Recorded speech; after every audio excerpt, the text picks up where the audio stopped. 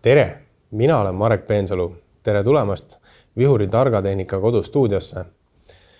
Oleme alustamas uue saateseeriaga, milles Vihuri Agri meeskond koostöös koostööpartnerite ja klientidega tutvustab enda pakutavaid teenuseid, tooteid ja nende saadete eesmärk on olla põllumeestele igati abiks nende igapäeva tegemistel ja loodame, et teil on nendest saadetest väga palju endale kaasa võtta. Tänase saatekülaliseks on meil Kristjan Ruusamäe, kes on ettevõtete tegevjuht ja oma esimeses saates me räägimegi Vihuri tegemistest, miks me siin koos käime, kus on meie peamised tegutsemiskohad, milliseid tooteid me pakume ja kes me üldse ise oleme. Tere tulemast, Kristjan! Tere, Marek! Mul on väga hea meel siin kaamerate ees olla, et me oleme Vihuri OÜ tegemisi kajastanud erinevates artiklites, erinevates podcastides ja nüüd siis oleme jõudnud ka nii-öelda telekaamerate ette, et usun, et tuleb saatesarjast selline Eesti põllumajanduse valdkonna hittsaade, mida kõik põllumehed, kes siis valdkonnaga seotud või siis ka mitte seotud on, saavad nii-öelda põnevusega oodata. Aga nii nagu sa ütlesid, siis hakkaks esimeses saates nagu ikka tutvustama, kes me oleme, mis me teeme. Ja täna Vihuri OÜ on juba kasvanud 70 inimesega päris suureks ettevõtteks. Tegutseme 3 keskuses, Jüris, Tartus ja Türil. Ja ka meie tootevaldkond või portfell on läinud päris suureks, et võib-olla tavainimesed teavad meid kui John Deere'i maaletoojat ja John Deere'i kaubamärgi esindajad, aga meil on tegelikult neid kaubamärke siin veel ja ma usun, et jõuame seda ka siis erinevates saadetes kajastada.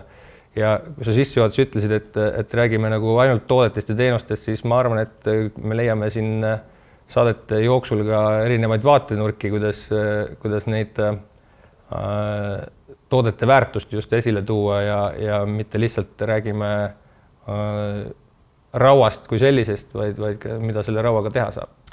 Aga kõigepealt võib-olla ärme kõike korraga ära räägi, võtame selle elevandi vaikselt juppideks ja sa mainisid kohe oma jutu alguses ära ka, et me tegutseme Jüris, Tartus ja Türil, et keda võib klient üldse nendes keskustes enda eest leida või millised töötab, millega me tegeleme nendes keskustes? No nii hakkame siit Põhja-Eestis siis tulema, et Jüri keskuses meil on nii masinate müük, hooldus, varuosa, ladu. Siin koondunud on ka peamiselt kommunaalmasinate hooldus, kuna enamus neid kommunaalmasinaid siin Tallinna ümbruses tegutseb. Siis Kesk-Eestis sarnane tiim, varuosad, hooldus ja ka müügitiim. Ja sama on ka Tartus.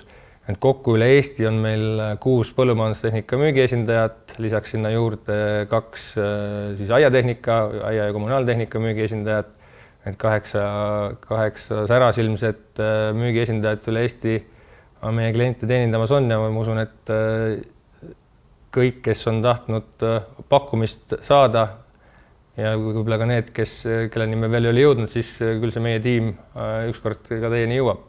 Ja mis ei ole tegelikult üldse vähetähtis, vaid pigem isegi tähtsam, kui ütleme, masinate müük on ju tegelikult ka see kogu hoolduse pool, et meil ju tegelikult kogu see hoolduse osa jagunebki 3 Eesti peale nii-öelda, et igas keskuses on siis ka hooldemeestrid, kes vastavalt keskuse hooldemeeste tööd koordineerivad. Just. Meil on hooldebussid. Hooldebussid, neid on meil nende lugemine läheb mul sassi kogu aeg, aga ma viimane arv äkki oli 20 bussi, millega me üle Eesti siis kliendi juures hoolde ja remonteid ka teeme, nii et ja loomulikult vajadusel, kuna masina populatsioon on kasvamas, siis neid hoolduse investeeringuid ka juurde teeme ja vajadusel hangime neid busse ja tehnikuid ka juurde. Just, aga tegelikult üks pool on ju see, et kui me räägime klassikalisest hooldusest, eks ju, see tähendab seda, et midagi tuleb kätega masinate kallal, eks ju, teha. Aga meil on ju igas keskuses ka tegelikult mehed, kes suudavad masinaid jälgida ka nii-öelda distantsilt. Mis nende töö on? No tegelikult see on võib-olla selline tööülesanne, mida meie kliendid või töö sisu, mida meie kliendid nii-öelda teenusena väga raske ka tajuda või aru saada, et sellepärast me peamegi neid teemasid lahti seletama ja millest siis asi seisneb?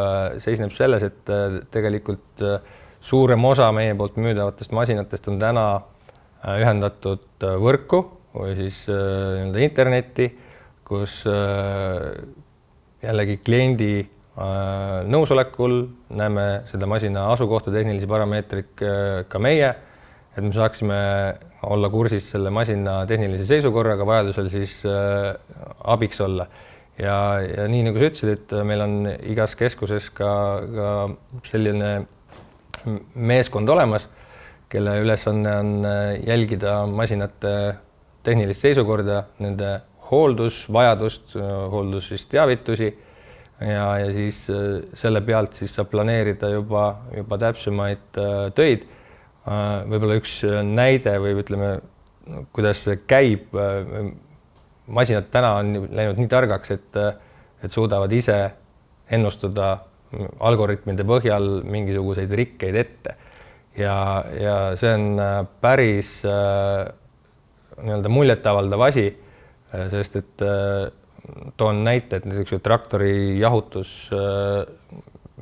siis ventilaatori rihma kulumine, traktor teab, et sellele järgneb teatud rida siis rikkekoode ja siis John Deere on selle rikkekoodide sageduse järgi suutnud siis välja arvutada suure tõenäosusega siis selle aja, millal see rihm katki läheb ja just siis sellised teavitused tulevad meie meeskonnale ennetavalt, et me saaksime kliendiga ühendust võtta ja siis kokku leppida juba selle detaili vahetuse aja, enne kui see läheb täitsa katki ja tavaliselt kui asjad katki lähevad, siis nad ei ole mitte teppskuuri all ja pargi, vaid nad on kuskil põllul ja parasjagu töö käib. Kipuvad ikka reede õhtul 4:30 tavaliselt hakkavad kuskil minema, aga kui sa nüüd ütlesid, et meil on sellised masinad, mis siin suudavad prognoosida, millal nad katki lähevad ja saadavad teateid, eks ju, meie ekspertidele, kes reaalajas neid andmeid jälgivad. Kui palju vaatajale lihtsalt, kui palju meil neid selliseid masinaid siin Eesti peal sõitmas on, oskad sa peast öelda? Suurusjärk 650 äkki on neid masinaid, et kui John Deere masinaid üldse kokku on seal pea küll läbi aegade võtta, siis circa 1500, siis see on juba päris suur osakaal ja kõik uued masinad, mis tarnitakse, on kõik selle vaikimisega juba olemas, et seal see populatsioon aasta-aastalt kasvab. No igatahes väga muljetavaldav number ja kindlasti just nagu sa ennem ütlesid ka, et see on nagu elekter, et mida keegi tegelikult ei näe, ei tunneta, aga tegelikult meie endi jaoks on väga palju taustal sellega tööd ja praegu tundub, et ka põllumajandus sinna suunas ju liigub. Just. Meie teenuste poole pealt veel mõne sõnaga?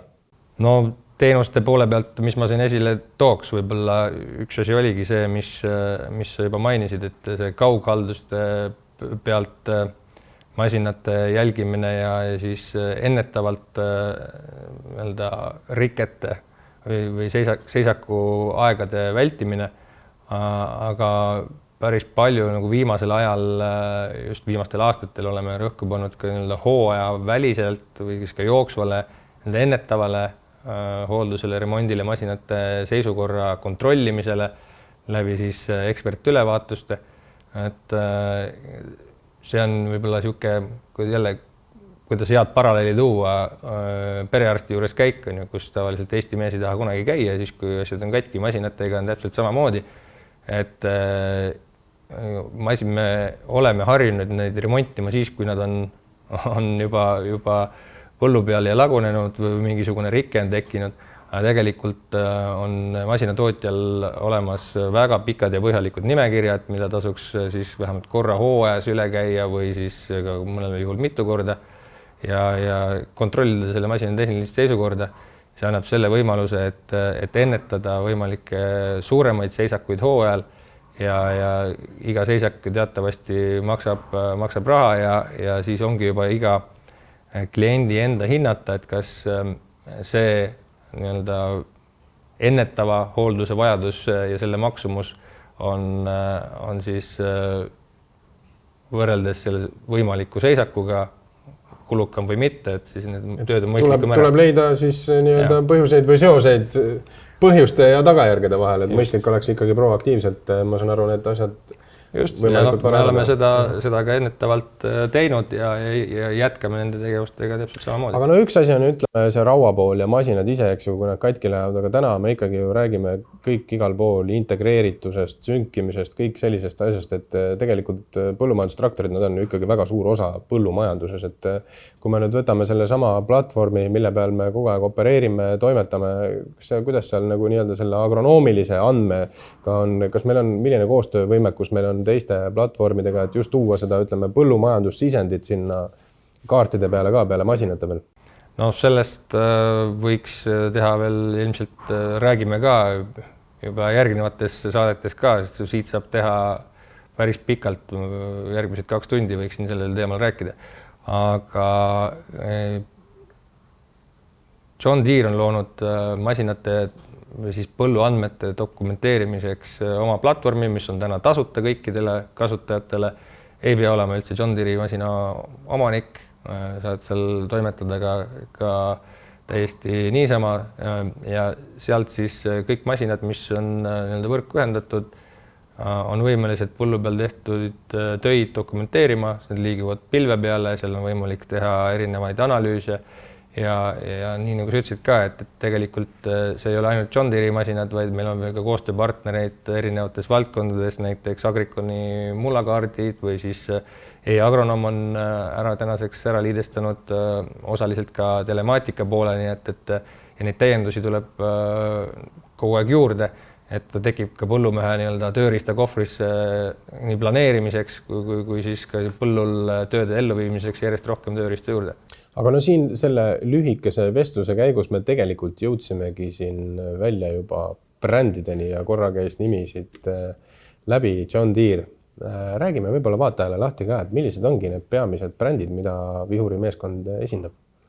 No tegelikult John Deere'ist juba sai siin räägitud erinevate vaatenurkade all, aga tegelikult on meil veel majas Kramer teleskooplaadurid, rataslaadurid, siis põllumajandusvaldkonnas veel Bergmann silohaagised, teravilja ümberlaadimiskärud, Samson lägatankerid, Holmer iseliikuvad lägatankerid, Fliegl transporditehnika, lükandseinaga haagised, SIP eelmisest aastast meie tootevalikus siis silo- ja heinatehnika, vaalutid, kaarutid, niidukid, siis sulki väetselaatorid ja neid väiksemaid kaubamärke veel, mis on põllumajandusega seotud, on seal kindlasti veel, aga need olid sellised suuremad.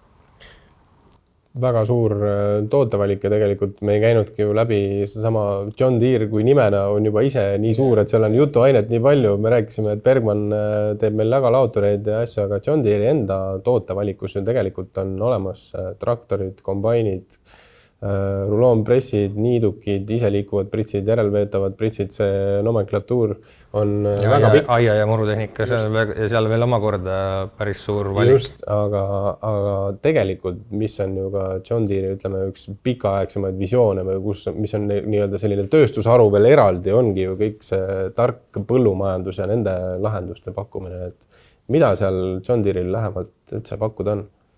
No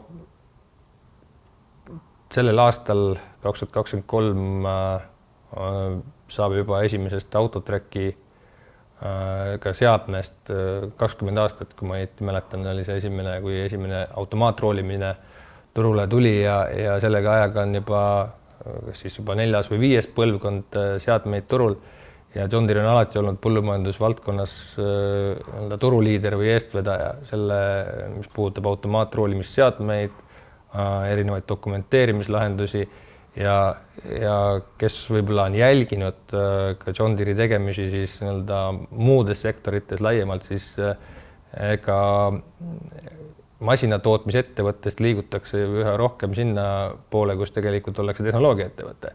Et need seadmed võib-olla, mis põldude peal täna töötavad, võib-olla ei olegi õige öelda traktor või kombain, võib-olla nutiseade on juba õige nimetus, lihtsalt, et on traktori moodi näeb välja.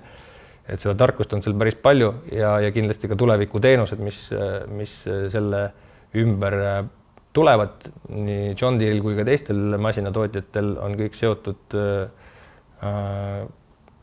integreeritud internetis olevate andmevahetusel põhinevate siis lahendustega.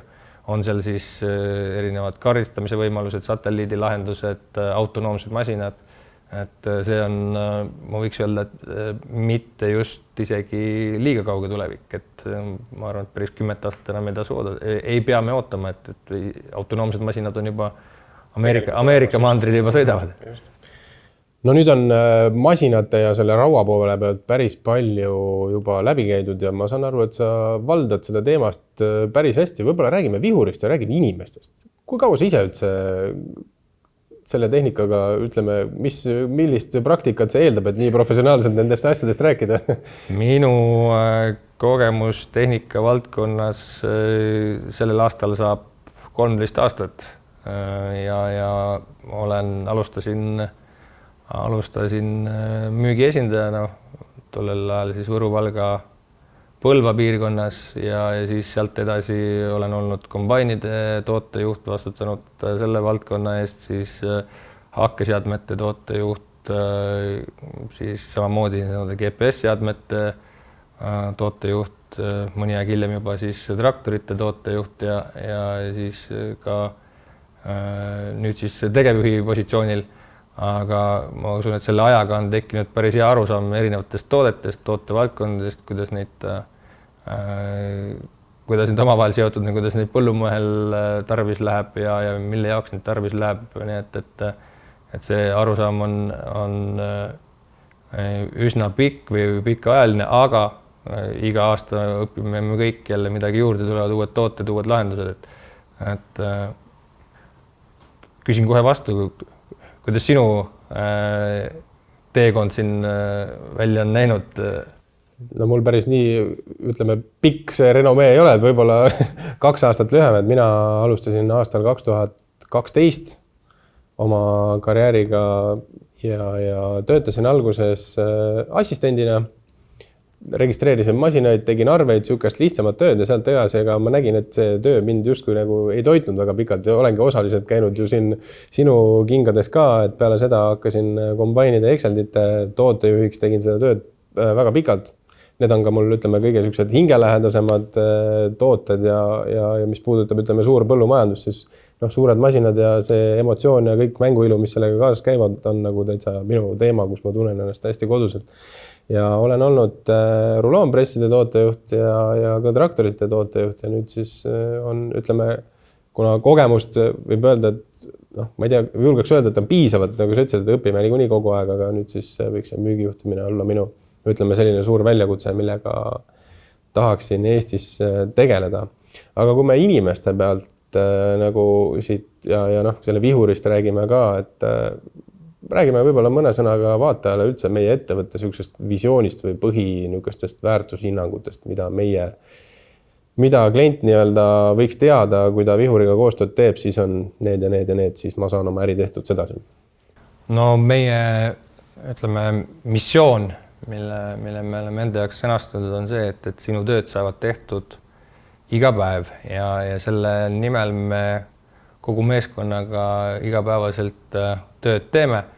Selliste põhiväärtustena võiks välja tuua esiteks avatus, et me oleme alati avatud oma siis suhtlusviisilt, mõtteviisilt nii klientide suunas kui ka maja sees oma kolleegidega, et me ei karda rääkida uutest ideedest, me ei karda rääkida ka teinekord rasketest asjadest, sest need tuleb ära rääkida ja sealt pealt saab siis teha otsused ja minna edasi. Siis usaldusväärsus on üks teine asi, millest me lähtume ja jällegi see, et meie peame kinni oma lubadustest, mis me oleme kliendile lubanud. jällegi ka maja sees oma kolleegide suhtes, siis innovaatilisus. Me otsime uusi lahendusi, me proovime leida nüüdisaegseid edasiviivaid ideid, mis loovad siis sellise jätkusuutliku vundamendi meie edasiseks toimetamiseks. Ja viimasena kindlasti ka kasumlikkus sellest vaatest, et iga äri peab olema kasumlik ja ka meie pakutavad tooted peavad tegema klientide äri kasumlikumaks, et me lihtsalt ei müü rauda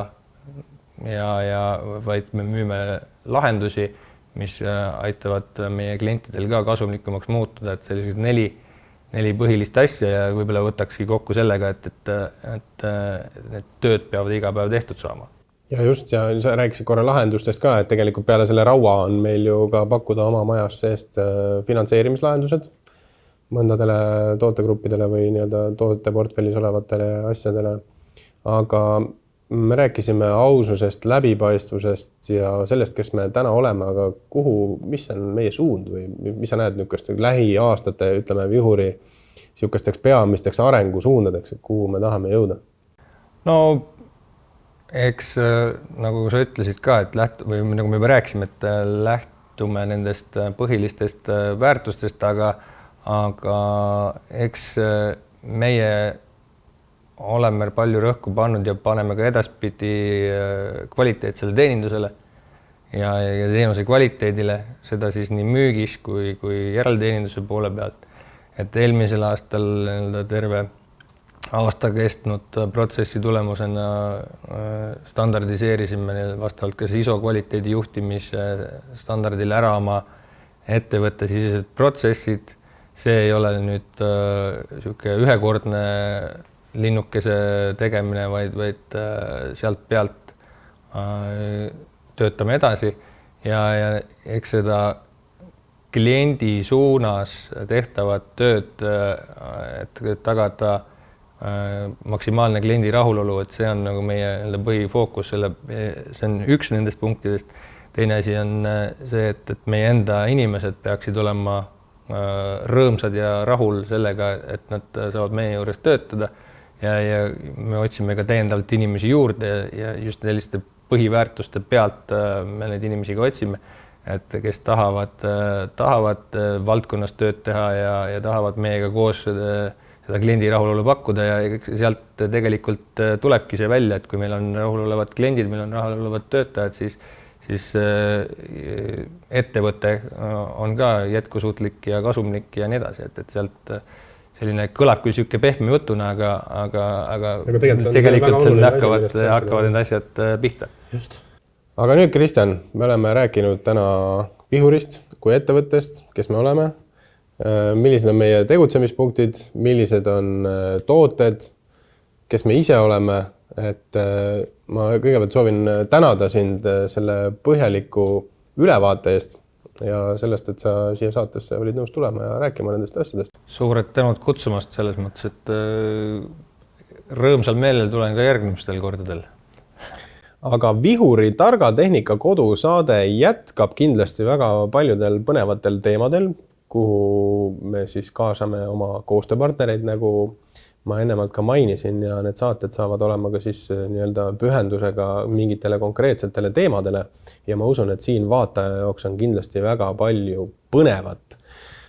Vihuri Targa Tehnika Kodu saateid saab vaadata meie kodulehel vihuriagri.com, YouTube'is ja loomulikult oleme jälgitavad ka Facebookis. Ja nende sõnadega sooviksingi tänase saate võtta kokku, öelda teile aitäh vaatamast ja kohtume peatselt.